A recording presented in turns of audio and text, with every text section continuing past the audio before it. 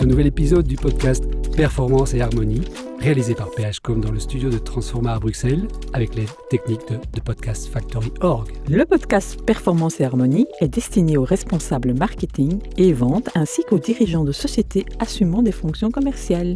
Nous vous partageons tous les mois les bonnes expériences en matière de recherche de nouveaux clients pour les entreprises actives en business to business. Vous pouvez retrouver chaque épisode sur le site de phcom.be, PHCOM, et également sur toutes les bonnes plateformes de podcast. Vous pouvez soutenir ce podcast et favoriser sa visibilité en le partageant avec le plus grand nombre via un like, un comment, un share. Le répondeur est toujours actif pour que vous puissiez nous laisser un message. Nous y répondons avec grand plaisir. Vous pouvez également prendre un rendez-vous directement avec Nadia ou Stéphane en allant sur phcom.be.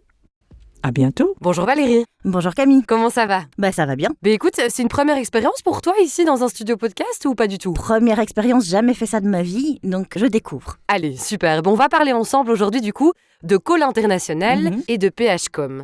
Alors raconte-nous un peu, Call International, qu'est-ce que vous faites concrètement ? C'est quoi vos activités ? Call International, c'est un centre de formation en langue et en communication. C'est un centre de formation qui existe depuis plus de 35 ans maintenant, qui a bien grandi. On a 3 centres en Belgique. On a un centre qui est notre centre historique à Waterloo, un centre au centre-ville de Bruxelles, avenue Louise, et un 3e centre, ou pôle d'attache en tout cas, à Liège, qui est situé au niveau de la Grand Poste. Un très chouette endroit aussi, d'où peuvent rayonner tous nos formateurs pour aller donner des formations en entreprise, accueillir des clients chez nous pour des formations individuelles ou en petits groupes, ou encore travailler en ligne, puisque depuis quelques années, cette tendance est bien sûr apparue après les années Covid. C'est des formations de langue, c'est bien ça que tu dis. Donc oui. Les formateurs vont en entreprise pour donner des cours de langue et pour les former à apprendre de nouvelles langues. Voilà, exactement. On travaille principalement en B2B. Je veux dire que 98% de nos activités, c'est du B2B. On organise des formations pour aider les collaborateurs des entreprises à mieux maîtriser une autre langue, que ce soit l'anglais, le néerlandais ou le français, puisque ce sont les 3 langues principales qui sont enseignées chez Call International. Mais on peut aussi trouver de l'allemand, de l'italien, de l'espagnol, du russe, du chinois, si on le souhaite. On a des choses un peu plus exotiques, mais très franchement qui sont moins demandées que les 3 langues principales. C'est quoi l'histoire de Call International ? Ça existe depuis combien de temps ? Vous êtes combien à travailler sur les 3 sites ? Et pourquoi ce nom ?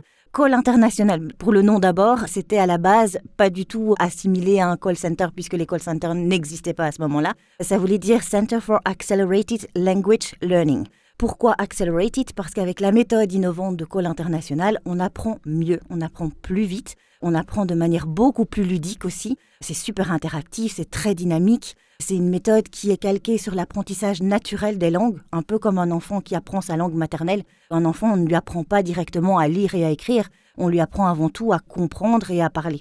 Eh bien, on va recréer le même environnement d'apprentissage pour des adultes. Parce qu'en fait, un adulte, c'est un grand enfant. Il aime autant qu'un enfant s'amuser pour apprendre et ça marchera beaucoup mieux que si on lui apprend de la grammaire. On va vraiment travailler à tout ce qui est spontanéité, production orale, même si la personne n'a que de toutes petites bases, apprendre à jouer avec la langue, apprendre à l'utiliser spontanément, c'est ça qu'on va créer chez nos apprenants. C'est l'envie de communiquer, c'est l'envie de parler, et même avec des petits morceaux de phrases, des petits morceaux de langue, on peut arriver très très rapidement à communiquer dans une autre langue. Et donc c'est ça qui nous anime. C'est vrai que ça donne envie quand je t'entends parler comme ça de Call International. Moi qui suis pas très très bonne en langue, je me dis waouh, c'est cool de travailler sur la spontanéité, le jeu. Ça doit être super chouette en fait, vos formations. C'est des modules, ça fonctionne comment quand vous allez en entreprise ? Alors souvent on travaille par module, alors on a différentes sortes de modules en fonction des besoins des apprenants. Chez Call International, ce qui nous différencie, je pense très très fort d'autres centres de formation, c'est la prise en charge des apprenants. Pourquoi ? Parce qu'on est tous uniques. Tu l'as dit tout à l'heure, tu es une Camille unique, et chez Call International, chaque apprenant, ce sont des apprenants uniques aussi. On n'apprend pas tous de la même manière. On n'a pas les mêmes canaux d'apprentissage, on n'a pas les mêmes préférences, on n'a pas les mêmes expériences, on n'a pas les mêmes freins ou les mêmes accélérateurs. Je pense à quelqu'un qui parle 5 langues, en apprendre une 6e, ça va être piece of cake, comme on dit en anglais. Par contre, des personnes qui sont monolingues, qui ont eu peu d'expérience par rapport à l'apprentissage des autres langues, elles ont des barrières beaucoup plus importantes. Et donc déterminer quels sont ces freins, quels sont ces accélérateurs avant la mise en place d'un parcours de formation, c'est primordial. Ça va nous permettre, parmi toutes les formules qu'on a chez Call International, d'aller trouver celles, ou en tout cas la combinaison de celles qui vont donner le résultat attendu. Pas pour rendre les gens bilingues, c'est pas l'objectif. Moi, je suis linguiste, je dois avoir un top niveau de langue. Mais les personnes en entreprise, c'est utiliser la langue pour être autonome. c'est faire en sorte que l'autre langue ne soit pas une barrière à la communication. Et donc c'est vraiment ça qu'on va rechercher et c'est ça qu'on va leur donner comme outil, en leur donnant ce dont ils ont besoin au niveau où ils sont. Donc ça veut dire qu'on ne met pas la charrue avant les bœufs, on avance pas à pas. Si je dois donner un exemple, quand j'ai commencé chez École Internationale, j'ai commencé comme prof de français langue étrangère. J'avais plein d'apprenants américains, japonais, etc., qui devaient apprendre les bases du français. Et une des premières formules qu'on leur apprend, c'est la formule « je voudrais ». Une demande polie. Tout le monde utilise « je voudrais » tout le temps. Je voudrais un bic, je voudrais un rendez-vous, je voudrais un pain. On utilise ça en permanence. Par contre, manque de peau, cette phrase « je voudrais », c'est quelque chose de très compliqué dans la langue française. C'est du conditionnel, c'est basé sur un verbe qui est conjugué au futur et dont le radical est irrégulier. Expliquez ça à un japonais ou à un américain. L'horreur. Vous l'avez perdu directement. Par contre, si vous faites un petit jeu et vous mettez toute une série d'objets de la vie quotidienne qu'il connaît déjà, que vous avez déjà présenté plusieurs fois, montré avec des images, avec les vrais objets, vous lui faites répéter la formule. Je voudrais un pain, je voudrais une pomme, je voudrais un cahier, je voudrais un rendez-vous. C'est tout simple, on automatise directement la bonne structure, mais on ne lui explique pas la règle grammaticale derrière, parce qu'en fait, sur le fond, ils sont fous. Ce dont il a besoin, c'est d'aller au magasin, de demander ce dont il a besoin, et d'avoir la bonne formule, et d'être compris. Et surtout d'oser, parce qu'oser, c'est avancer. Voilà. On sent qu'il y a énormément de passion, c'est très très gai d'avoir une interlocutrice comme toi avec qui on fait ce podcast. Petite question du coup, parce que des centres de formation, il y en a beaucoup en Belgique. Oui. La concurrence est fortement présente, si je ne me trompe pas. Comment vous vous différenciez des autres ? Cette première prise en charge, comme je le disais, ça c'est vraiment super important. On fait encore de l'artisanat, parce qu'on n'utilise pas spécialement l'intelligence artificielle pour tester les gens. On utilise l'intelligence humaine en fait. On a un vrai rendez-vous avec une vraie personne. Chaque personne qui démarre une formation chez École Internationale a un rendez-vous en ligne, parce qu'on ne peut pas toujours se déplacer partout dans les entreprises, mais un rendez-vous en ligne avec un de ce qu'on appelle chez nous des pédago-designers. Ce sont des personnes qui vont faire l'évaluation de niveau, l'analyse des besoins, l'analyse de profil d'apprentissage et qui vont ensuite faire une recommandation de parcours de formation. Et donc ça, c'est vraiment quelque chose d'unique. Et ce qui nous différencie en plus, c'est d'avoir cette pédagogie très innovante à laquelle on forme tous nos formateurs. Nos formateurs, ils sont choisis parce qu'ils enseignent leur langue maternelle ou assimilée, c'est-à-dire qu'ils ont un très très bon niveau de langue dans l'autre langue qui a été attesté par des formateurs natifs. On les forme à nos techniques d'apprentissage. Ils ne démarrent pas une collaboration avec une entreprise cliente sans être passés par nos mains pour pouvoir appliquer ces techniques de formation et pouvoir appliquer les étapes de mémorisation.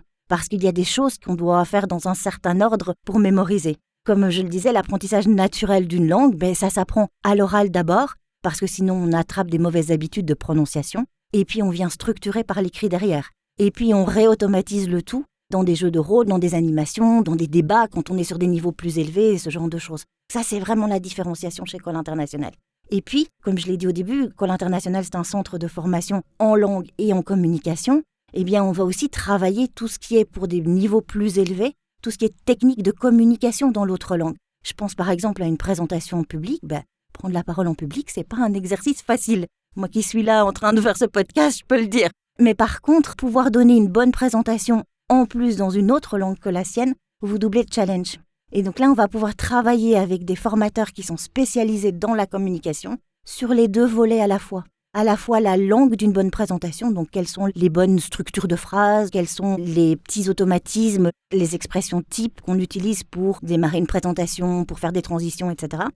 Mais aussi tout ce qui est la manière de donner la présentation. Comment est-ce qu'on peut jouer avec ses mains, comment est-ce qu'on peut jouer avec sa voix, quel impact ça va donner, quel est le regard. L'intention, exactement. Comment est-ce qu'on fait passer un message parfois un peu plus difficile. Comment est-ce qu'on va gérer de potentielles objections à la fin de ma présentation. Tout ça, ce sont des techniques qui peuvent s'apprendre également et auxquelles on va former nos apprenants. Quand on apprend une langue, il y a quand même des gens qui sont plus aptes que d'autres à mieux parler, à apprendre plus rapidement. Je prends mon exemple. Moi, j'ai pas du tout l'oreille attentive, quoi. Moi, j'ai des copines, elles vont dans un pays, elles vont en Italie 3 semaines, elles parlent, quoi. Elles sont pas bilingues, mais elles savent tenir des conversations de tous les jours. C'est ça qui est quand même compliqué, je trouve. Tu as utilisé le mot-clé, c'est l'oreille. L'apprentissage des langues, ça passe principalement par l'oreille et par la capacité de l'oreille à discerner les sons de la langue que tu vas apprendre. Alors pour la petite histoire, et c'est une histoire que j'adore parce que ça permet de dédramatiser tous les problèmes d'apprentissage de langues étrangères, c'est qu'en fait l'enfant quand il naît, il a ce qu'on appelle l'oreille absolue du musicien. Il a l'oreille ouverte à tous les sons de toutes les langues. Et en fonction de la langue dans laquelle il va être élevé, son oreille va se fermer aux sons qui n'apportent pas de message. Et plus la langue maternelle dans laquelle l'enfant est élevé est courte en termes de son, est étroite en termes de bande passante de son, plus il aura des difficultés à l'âge adolescent ou à l'âge adulte à apprendre d'autres langues parce que tout simplement, l'oreille n'aura plus la capacité, l'acuité auditive à aller capter le son, à le transmettre correctement vers le cerveau, qui lui va donner des ordres à l'appareil phonatoire pour reproduire ce son. Ce sont les petits muscles de notre oreille moyenne qui font vibrer les osselets qui sont à l'intérieur de l'oreille, qui transmettent alors le son vers le cerveau et qui vont faire en sorte que le son soit décrypté par le cerveau. Notre cerveau, il va se baser sur ce qu'il maîtrise, ce qu'il connaît, c'est-à-dire les sons de notre langue maternelle. Et il va venir les utiliser pour produire les sons de la langue étrangère. C'est ce qui donne ce very nice French accent in English, qu'on connaît bien, qui apparemment, on le dit, est quelque chose de super sexy, mais qui, quand on est CEO d'une boîte et qu'on a Non, ça passe mal. Voilà, une position à tenir, c'est pas toujours idéal. Et c'est ça aussi qui nous différencie, c'est que chez École Internationale, nous sommes les seuls opérateurs de formation en Belgique qui pouvons disposer d'une solution pour solutionner ce problème. C'est un accès à une plateforme d'auto-apprentissage incroyable, unique au monde, qui permet de venir réentraîner, si vous voulez, les petits muscles de l'oreille moyenne pour leur redonner la souplesse suffisante pour aller faire vibrer les osselets sur des vitesses beaucoup plus élevées et donc transmettre par exemple des sons beaucoup plus aigus que le français, qui sont ceux du néerlandais. C'est pas une question d'intelligence si un francophone n'apprend pas correctement le néerlandais, c'est juste une question d'oreille. C'est d'aller chercher ces sons beaucoup plus élevés et de progressivement corriger les ordres qui sont donnés à l'appareil phonatoire pour les reproduire correctement. Vraiment, je suis captivée par ce que tu nous racontes. On sent que chez École Internationale, il y a quand même des valeurs qui sont fortes, que vous prenez. Il y a quand même l'humain qui est hyper important pour vous, on le voit. Vous êtes justement pas trop dans la digitalisation alors qu'on a l'habitude d'entendre que ça pour le moment dans les entreprises. Quelles autres valeurs sont importantes pour vous ? Alors je vais certainement pas faire fi de la digitalisation et de tout ce qui est intelligence artificielle. C'est évidemment une mine d'or et ça nous aide énormément. Par exemple, quand on nous dit, voilà, on a une population cible, ils travaillent dans le transport de personnes, il faut faire un parcours complètement sur mesure pour ces personnes. Qu'est-ce que vous proposez ? Un petit prompt à ChatGPT en disant « Est-ce que tu peux m'aider à faire un super parcours de formation pour des personnes qui sont dans telle et telle situation ? Ils ont tel niveau, ils ont 30 heures de formation à suivre. » C'est clair qu'on peut avoir des infos sympas qui vont nous permettre de gagner du temps dans la confection d'un programme. Par contre, effectivement, le fait que ce soit toujours un formateur qui anime la formation, il y a tellement d'affectif dans une formation et surtout dans une formation en langue. Il faut d'abord mettre les gens en confiance. Là aussi, on a des petits outils pour faire ça. Et puis, il y a une relation quasiment affective qui se fait avec son formateur et qui va être un énorme levier pour la motivation, pour l'apprentissage, pour la mémorisation. Et ça, malheureusement, je pense qu'il n'y a pas un agent IA qui pourra le remplacer d'ici demain. L'humain reste important et il ne faut pas qu'on l'oublie. Je crois que ça reste quand même... Il faut le rappeler, il faut le repréciser. Et puis toute la créativité aussi qu'on peut mettre dans la manière d'aborder les choses, ça c'est quelque chose qu'on recherche énormément chez nos formateurs. Et dans leur approche, c'est extrêmement important. Oui, et qui est-ce que tu es empathique, écoute, je présume que tout ça, c'est hyper important aussi. Valérie, on va parler maintenant de la collaboration avec PHCOM. Je crois que ça fait une 20aine d'années qu'on travaille ensemble. Raconte-nous comment ça a commencé et surtout pourquoi, à l'époque, École Internationale a fait appel à PHCOM. École Internationale a fait appel à PHCOM. Je pense que c'est l'ancienne directrice de École Internationale qui a rencontré Stéphane dans un événement. Il faudrait lui demander les détails, je les ai plus en tête. Et qui nous l'a présenté. Et en fait, Stéphane avait cette approche aussi très humaine, très chouette de la vente, entre guillemets, ou en tout cas d'approcher de nouveaux clients. Et École Internationale avait tout simplement envie de développer son portefeuille client. Et c'est vrai que du temps pour appeler des gens, ouvrir les portes, pouvoir fixer des rendez-vous, etc., c'était pas quelque chose que nous avions à ce moment-là. C'était pas non plus quelque chose de super amusant à faire. Et donc, moi personnellement, mais je suis venue là par après, puisque c'était Patrick Wauquiez, le fondateur de École Internationale, qui faisait les premiers rendez-vous. Une fois que le rendez-vous est pris, mais on se sent attendu. L'idée est un petit peu différente aussi d'aborder un prospect alors que vous êtes attendu plutôt que d'aller frapper à la porte et de voir la porte se refermer directement. C'est dans ce sens-là qu'on a fait appel à PHCOM et puis comme la collaboration s'est super bien passée, elle se poursuit. Et c'est vrai qu'on voit ici maintenant, depuis quelques années, qu'on est obligé aussi de faire des choses un peu différemment, d'aborder les gens de façon parfois moins directe ou sur plusieurs canaux en même temps. Parce que c'est comme ça, la vie, les réseaux sociaux, etc., il faut pouvoir en jouer. En quoi travailler avec PHCOM, du coup, au quotidien, rend École Internationale plus productif ? Mais justement, il y a toute cette partie appel téléphonique, fixer des rendez-vous, etc., qui est un gain de temps pour nous qui est énorme. Parce qu'au quotidien, on est super sollicité. On est une petite équipe chez Call International. Dans toute l'admin, on est 7 ou 8, pas beaucoup plus. Donc, on est sur tous les fronts à la fois.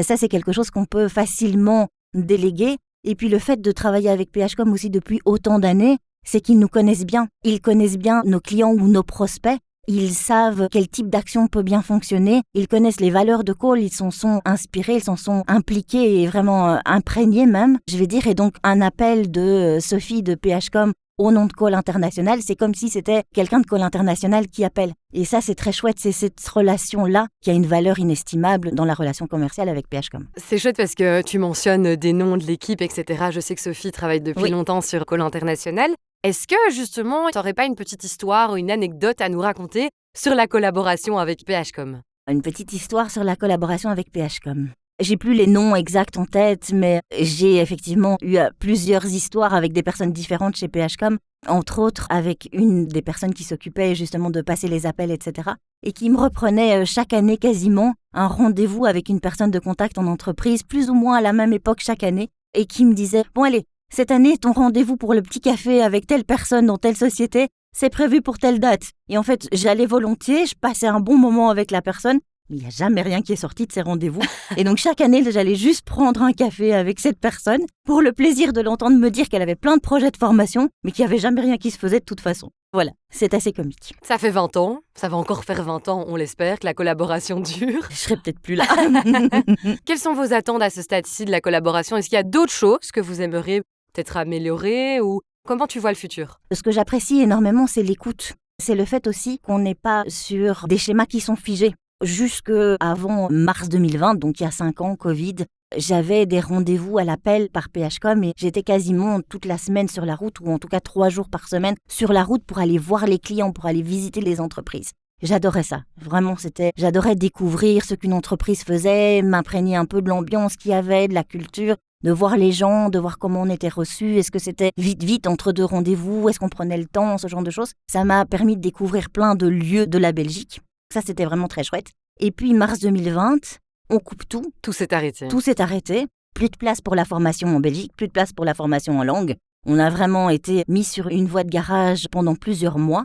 Et moi qui avais toujours dit jamais un rendez-vous en ligne, maintenant, je ne fais quasiment plus jamais un rendez-vous en présentiel. Là, c'est vrai que ça me manque. J'ai envie de dire, je pousse Sophie, je lui dis, si tu sais me prendre un rendez-vous en présentiel, fais-le, s'il te plaît, je rêve de retourner en entreprise, ça me manque tellement. Oui, et ça fait tellement partie des valeurs de Call International, ce rapport à l'humain, cette présence, cette intention d'être avec l'autre, donc je comprends. Les rendez-vous en ligne, c'est bien, c'est chouette, ça fait gagner du temps, mais je trouve qu'on coupe beaucoup plus dans la relation, ce qui nourrit aussi la relation, et ce qui fait que on va se parler de « Ah, et vous venez de loin, tiens, vous avez eu du trafic, oh, quel temps aujourd'hui ?» Ça n'a rien à voir avec le business, mais ça permet d'entrer en relation. C'est ce qu'on appelle un icebreaker. Et nous, en prospection, c'est ce qu'on a tout le temps. Et on profite de ces moments-là pour justement venir dans le vif du sujet. Donc c'est vrai que c'est important et ça se perd justement avec le digital et le fait d'être à distance. Si j'avais effectivement quelque chose en attente, ce serait de retourner vraiment voir les gens, repasser du temps avec eux et comprendre encore plus en détail les besoins qu'ils ont. J'allais dire, on va passer le message à Sophie en tout cas.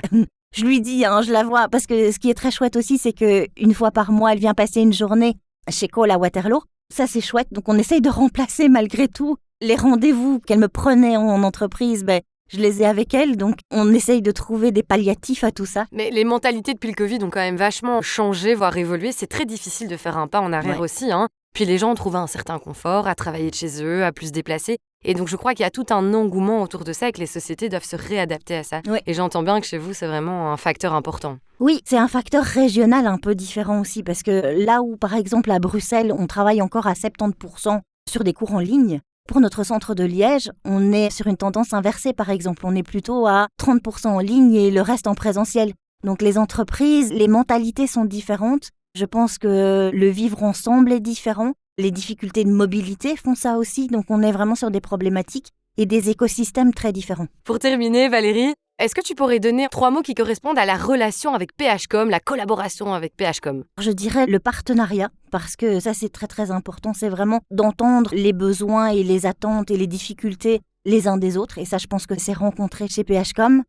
La passion, la passion pour le métier qu'on fait, autant chez PHCOM que chez École Internationale. Ça, je pense que c'est extrêmement important. Ce sont des valeurs qui font partie des valeurs intrinsèques de École Internationale également. Et puis, je dirais, une troisième valeur qui nous est importante, qui nous tient énormément à cœur, en tout cas chez École Internationale, et je la retrouve chez PHCOM aussi, c'est l'audace. L'audace de ne pas fermer les portes, de ne pas s'embourber dans des sentiers un peu trop battus, un peu trop courus, etc. Ça ne marche pas, c'est pas grave, on aura testé, on va tester autre chose. C'est toujours de se remettre en question, de pouvoir réinventer la manière de faire, de réinventer la manière d'aborder les gens. Et ça, je trouve que c'est probablement ce qui nous définit le mieux. Merci beaucoup Valérie pour cette entrevue. C'était super chouette en tout cas de discuter avec toi et tout le meilleur pour la suite. Merci beaucoup.